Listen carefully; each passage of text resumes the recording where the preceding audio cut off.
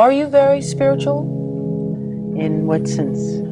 I mean, do you meditate? Do you understand that there's something bigger than yourself at work here? I study. Are you a prayerful person? Pardon? I said, are you a prayerful type person? Yeah, I pray a lot, yeah. I see a beautiful sunset, I say, God, it's beautiful, thank you. Mm-hmm. Or a baby smile, or a butterfly's wings, or anything like that, you know. The way we were raised, and the values my father instilled in us as youth, and she was always there with the Bible, teaching us. We'd go to, service all the time, like 4 times a week. I'm so glad we did that because those values are very important. I don't know if I could have done as well without them. I believe in spirituality, and I believe in a higher source such as God. I read everything. I like to read. I love to study.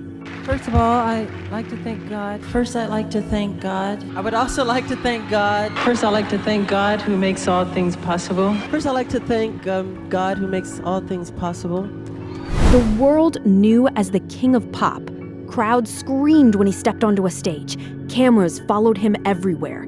His music filled stadiums, radios, shopping malls, cars, and homes across the world. Homes.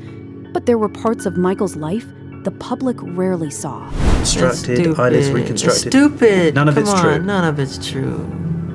None of it's true. It's BS. They made it up. Michael, is it the journalist's role or the press's role to be kind? To be kind? They manhandled me very roughly with the handcuffs, the way they tied them too tight behind my back. Behind your back? Yeah, and they put it in a certain position knowing that it's going to hurt and affect my back. Not able to. Oh, Michael, you're the best! You're the best, Mike! The quieter struggles. The ones he carried after the lights faded and the crowds disappeared. Do not pass judgment on anyone unless you have talked to them one-on-one. I don't care what the story is. Long before the fame became overwhelming, Michael was still just a little boy sitting beside his mother, Catherine, at Jehovah's Witness meetings. Faith shaped the Jackson household deeply. Are you a prayerful person? Pardon? I said, are you a prayerful type person? Yeah, I pray a lot, yeah. I see a beautiful sunset, I say, God, it's beautiful, thank you. Mm-hmm. Or a baby smile, or a butterfly's wings, or anything like that. Birthdays passed like ordinary days. Christmas was not celebrated. Michael learned discipline, humility, and obedience early in life. The way we were raised, and the values my father instilled in us as youth, and she was always there with the Bible, teaching us. We'd go to, service all the time, like 4 times a week. Well, on Sundays, I would go pioneering, the term used for the missionary work that Jehovah Witnesses do. Since I was already a celebrity, I would have to put on a disguise, a fat suit, a wig, a beard, and glasses. And we would spend the day in the suburbs of Southern California, going door to door or making the rounds of shopping malls, distributing our watchtower. As a child, he sometimes went door to door with members of the congregation, carrying religious pamphlets in his hands. Occasionally, people recognized him. They would stare in confusion at the tiny star from the Jackson 5 standing quietly on their porch. For a while, Michael tried balancing both worlds. One world was faith. The other was music. I would never stop helping and loving people. But the bigger he became, the harder it was to hold those worlds together. By the time Thriller transformed popular music forever, Michael's life no longer fully belonged to him. When you go about writing, what happens? Songs come at the strangest time. It's close to midnight. Something evil's lurking in the dark. Could be walking through a park or something and it'll just hit you.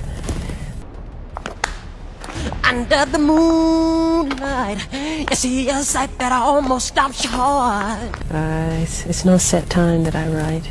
They come, I wrote a song in the Concorde, 58,000 feet in the air, and didn't have a tape recorder, so I had to remember it. The Thriller short film became one of the defining moments of his career. Audiences loved the horror atmosphere, the zombies, the choreography, and the cinematic story. Behind the scenes, however, Michael reportedly worried about how members of his faith would react to the project. Some Jehovah's Witnesses believed the horror imagery connected too closely to the supernatural and occult. For Michael, the criticism felt personal. Not simply because of religion, but because disappointing people he loved weighed heavily on him, especially his mother. Thriller, of all the songs on the album, seems like you can do much more movie-wise, than any of the songs because of the story and all the visuals and monsters and stuff. And so I came up with an idea of thinking that I really want to change, metamorphosis into some other creature.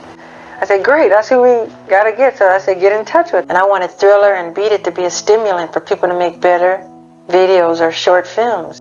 Eventually, he added a disclaimer at the beginning of Thriller explaining that the film did not support belief in the occult. To many viewers, it looked like a small creative decision. To Michael, it reflected something much deeper, the growing conflict between the artist the world celebrated and the private man trying not to lose himself spiritually. As the years passed, that tension only became heavier. I would never stop helping and loving people the way Jesus said to. He said, continue to love. Fame gave Michael extraordinary success, but it also slowly took pieces of his life away. Privacy disappeared first, then trust, then the ability to live normally. Simple things became impossible.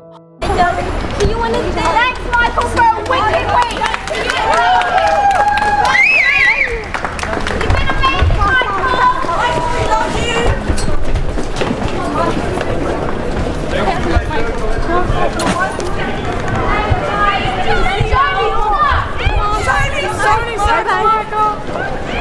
Walking through a store alone turned into chaos. Airports became scenes of screaming crowds and flashing cameras. Every interview became a headline.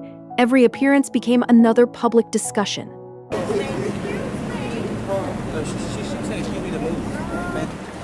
Michael! Michael, you're Hi, the Michael. best. Hey, Michael, can you still moonwalk? Can you still moonwalk, Michael? Why wouldn't I be able to? Oh, Michael, you're the best. You're the best, Michael. Thank you, thank you. We love you, Michael. You're the best.